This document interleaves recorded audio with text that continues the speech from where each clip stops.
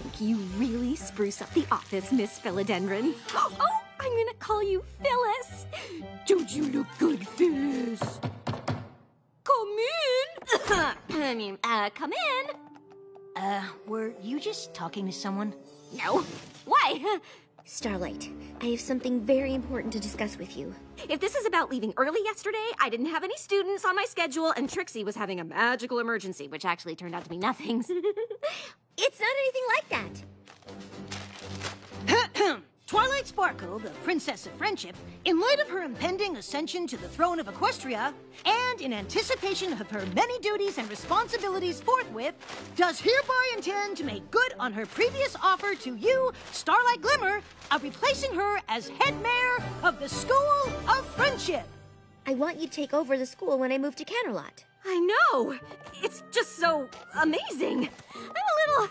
Do you think I'm really up for it? Of course you do. I've covered for you every time you've had to run off and save Equestria, but, I mean, yes. Of course! Thank you! Ugh! You're welcome. And I can't think of any pony who'd be better for the job. I'm a little nervous and excited. I'm mostly just nervous. I understand. Of course, I'll have a lot of important responsibilities as ruler of Equestria, but I'll always be available to help whenever you need. Are you supposed to be at a royal etiquette lesson with Celestia and Luna right now? Right! Can't underestimate the important responsibility of royal napkin placement.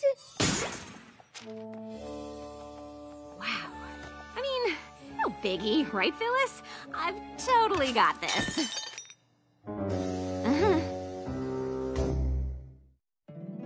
My little pony, my little pony. My little pony. I used to wonder what friendship could be. My little pony. Until you all shared its magic with me. Big adventure. Tons of fun. A beautiful heart, faithful and strong. Sharing kindness. It's an easy feat. And magic makes it all complete. You have mine. Do you know you're all my very best friends?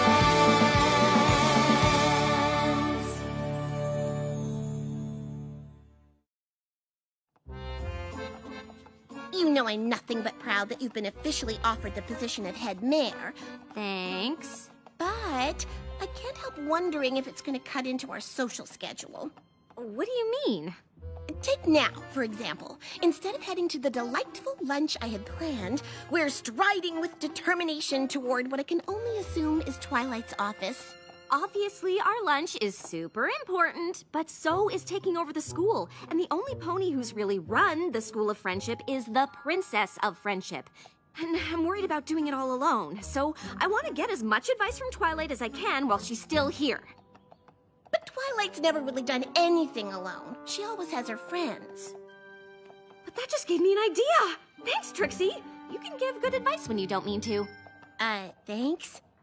Are we still doing lunch? Getting royal place settings just right is a lot harder than it looks.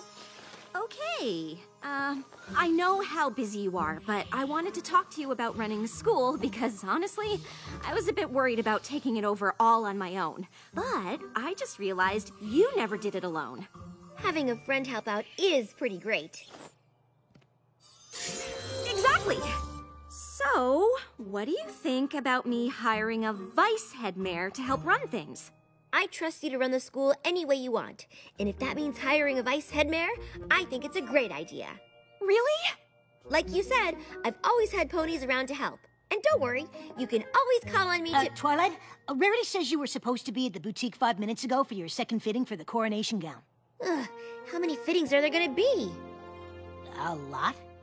Anyway, good luck finding your vice head mayor. I know you'll pick the right pony for the job. Wow, I heard the whole thing, and all I can say is, I am humbled. Why? I hadn't ever considered it, but hearing you say it out loud made me realize what a great and powerful vice head mayor I'll be. Plus, we get to work and socialize at the same time. Well, sure, that would be fun, but I can't just give you the job. Oh, no, of course not. I imagine there's a lengthy process to go through before you inevitably hire the best pony for the position. Wink. Exactly. I'll probably interview several ponies. Of course. Several. Wink. Why do you keep saying wink? I'm not saying wink. Wink. I'm glad you all decided to be part of the search for the School of Friendship's vice headmare. Honestly, if you're looking for some pony to fundraise, I can bring in enough bits to have several buildings named after me. Well, that's not the primary responsibility of the vice headmare, but any pony is welcome to apply. I think the selection process I've come up with is pretty special.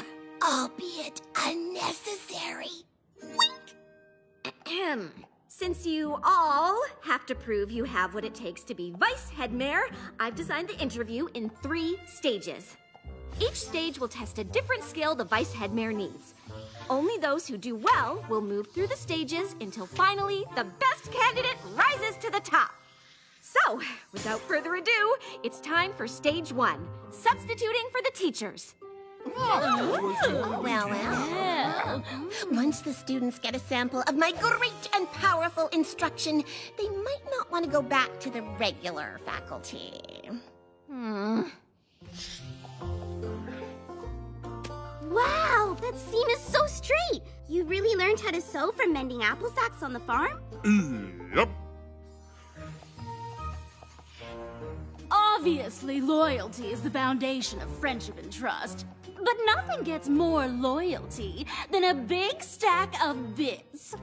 This book on business will teach you all how to earn your own. Chapter 1, Equity.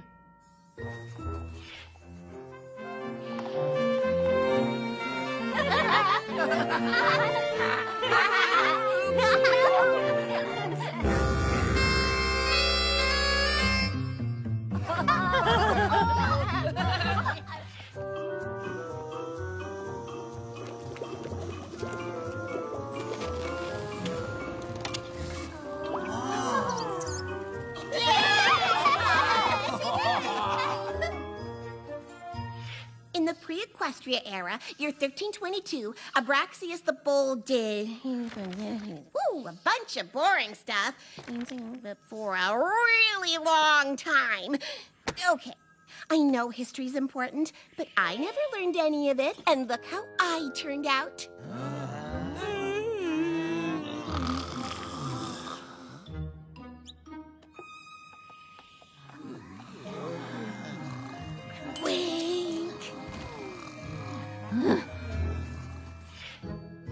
Okay, Phyllis, obviously those 3 are moving on, but what about the rest?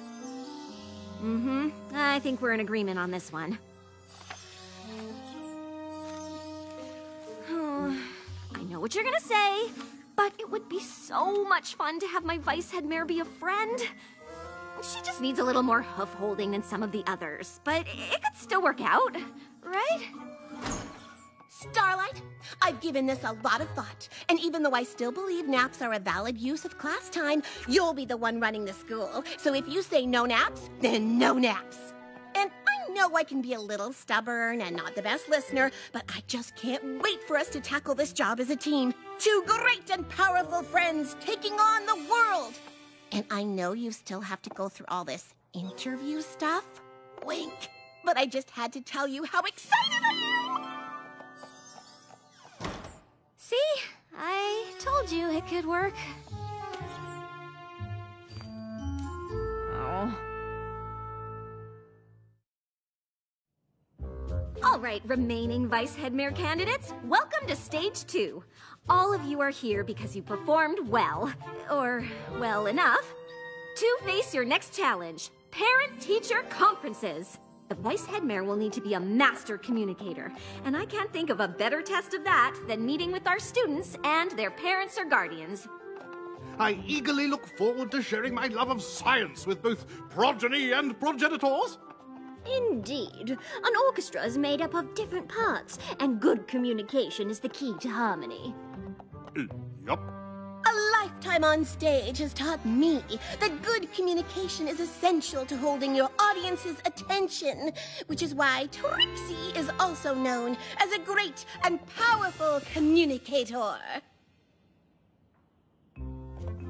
Life at the School of Friendship is like a song, and although she started out singing her part pianissimo, Ocellis is now soloing fortissimo. That's good, right? Indeed. The science curriculum at the school is somewhat lacking, but Yona has taken to the subject like a yak to smashing. If fostered, I believe she could easily blaze a trail and expand our understanding of science itself. Next best! Next best! Next best! Gallus is a fantastic student. He's even taught me a thing or two about napping. Is that why you're putting me to sleep? Excuse me? I don't know why I have to come to these things.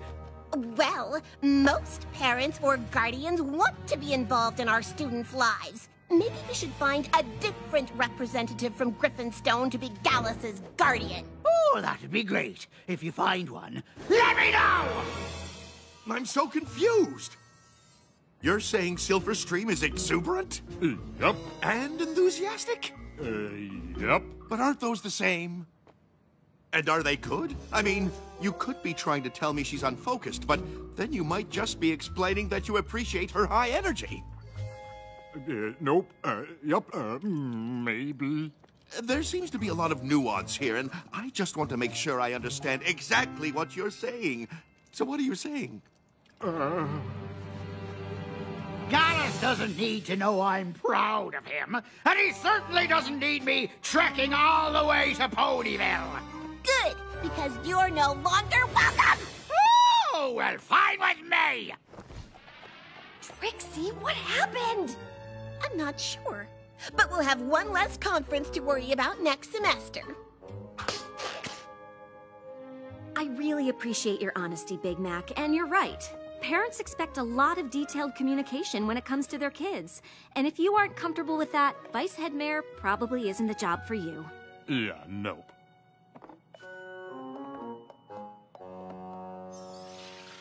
Starlight, I know why you wanted to see me, and you don't have to worry. Oh, good. It's thoughtful that you'd want to check in on me after my shocking confrontation with Grandpa Gruff, but never fear, I shall recover. Trixie, that's not exactly what I wanted to talk to you about. You can't get into a shouting match with parents or guardians. For the final stage of the interview process, you'll each have to put together a field trip. And if you really do want the job, I need yours to be exceptional. Because if I had to pick a vice head mayor right now, it wouldn't be you. Oh, I see what you're doing. Obviously, you're not gonna give the job to some pony else, but you want to see my best. Well, message received. Wink. Trixie, The great and powerful Trixie is about to pull out all the stops. I hope you're ready for the most exceptional field trip to ever grace this school. Is it wrong for me to think she might actually pull it off? Oh, don't answer that.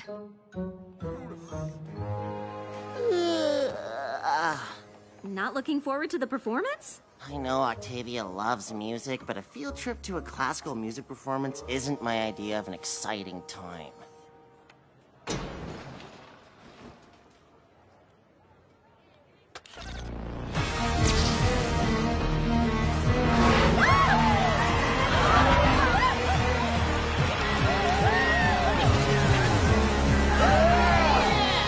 Okay, I take it back. When I heard we'd be arranging field trips, I knew right away I wanted to take you all to my lab. I can think of no better trip than one through the quantum field. I am referring to time travel. I've been working on a temporal transportation device. A chair. And 3, 4, 5... Congratulations! You are now 5 seconds into the future. You see, we are all already time travelers. Who's next? Now what? Oh, I hadn't actually thought that much beyond this.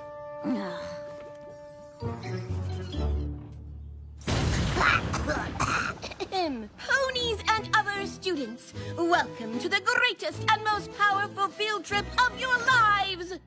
Where are you and friends going? I am thrilled you asked, because today we're not doing a normal, old, boring field trip where you go somewhere. So, not field trip. Au contraire, I could have easily taken you to Froggy Bottom Bog, but we don't need to leave the comfort of the classroom for our field trip. I can bring the field trip to us.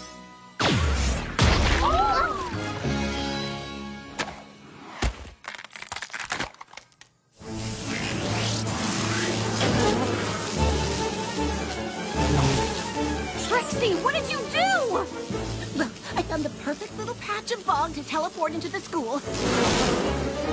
I guess I just didn't consider the possibility that a hive of flash bees might have nested there.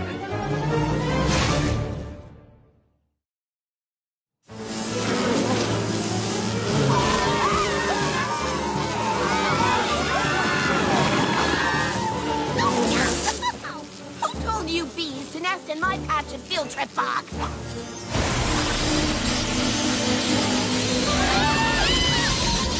Trixie, go with the students. I'll handle this. I was only trying to give them an exceptional field trip experience, which you have to admit I did. Ah, we'll talk about it later.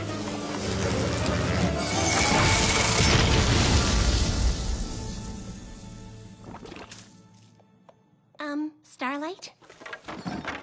Hey there. So, they're gone? Yes. Nice teamwork, am I right? Are you kidding? I don't know what team you're on, but it isn't mine. This was a disaster. It was dangerous. I think the words you're looking for are great and powerful. It wasn't even acceptable! You went from not taking it seriously to blowing things so out of proportion you put every creature in danger. And I wanted to work with a friend so much, I ignored the fact that you would never be right for the job. I'm confused. What are you saying? I'm saying you'll never be vice head mayor. But I thought you created the position for me. Why would you think that? I created the position because I need help. But I can't think of any way that you would ever help me. Twilight's friends always helped her. Oh, that's because Twilight's friends are competent. They care about what they're doing, and they know how to do it. Well, I guess I won't take up any more of your time, Headmare Starlight. Starlight? I just thought I'd check in to see how the search for a vice headmare was going. A lot better now. Okay. I really wanted it to be a friend, so I ended up pushing aside some pretty big signs that it wasn't gonna work out. Not every pony is right for every job, but every pony has something to contribute. The trick is figuring out what. What if you and your friend can't figure it out? If you have a job to do, you have to decide what's best and be upfront and honest, even if that means you can't work with a friend on it. So, I guess that means talking to them at the beginning, instead of stringing them along until you get so frustrated you totally lose it and say a bunch of really awful things? Pretty much. Oh. Trixie? I know you're in there. Well, you're wrong. I'm sorry for all those things I said. I just really wanted it to work out, even though I knew it probably wouldn't. I should have said something sooner. Obviously, we can't have what we want, because I'm terrible at everything and could never help you with anything. You aren't terrible, and you have a lot of great qualities. Maybe not vice headmare qualities, but great and powerful friend qualities. Well, you really stand by the ponies you care about. Gallus even said no creatures ever stuck up for him the way you did with Grandpa Gruff. It would have been nice to run the school together, but not every pony is right for every job. I know how you take your responsibilities seriously, and maybe I should have known I wasn't exactly a perfect fit. If it makes you feel any better, no pony was. What do you mean? Well, Dr. Hooves has decided to go back to his experiments, and Octavia is worried the responsibilities of vice headmare will take too much time away from her music. Maybe getting a vice headmare was a bad idea. Starlight, obviously you'd like some help, and hiring a vice headmare is a great idea. But who could it be? Well, you need some pony who's responsible like you, and detail-oriented like Twilight, and smart, obviously. It is a school, after all. It would be nice if I got along with them, since having it be a friend can't work out. Maybe it can. And I knew as soon as I read Trixie's scroll that it was the exact right thing for me to do. But what about being Flurry Heart's Crystaller? Well, honestly, now that Flurry Heart's a little older, there really isn't much for me to do outside of the occasional tradition or festival. And working at a school is what I always thought I'd do. I mean, if you'll have me. Are you kidding? You're hired! I had a feeling this would work out. Oh, Trixie, thank you so much. Between being insightful when I want to be, and giving good advice when I don't mean to, I suppose I can be a pretty good friend. More than that, actually. You really did give good advice. And you helped me talk through the problem of finding the right pony for the job. And we know you care about the students. Trixie, the great and powerful advice giver, problem talk thrower, and student care about her. I think I'll go with friend. Friend is perfect. But there's a position here at the school you might be right for, too. What would you say to being the School of Friendship's new student counselor? I'd say this office needs a bit of redecorating. Potted plants scream desperation. Phyllis, no!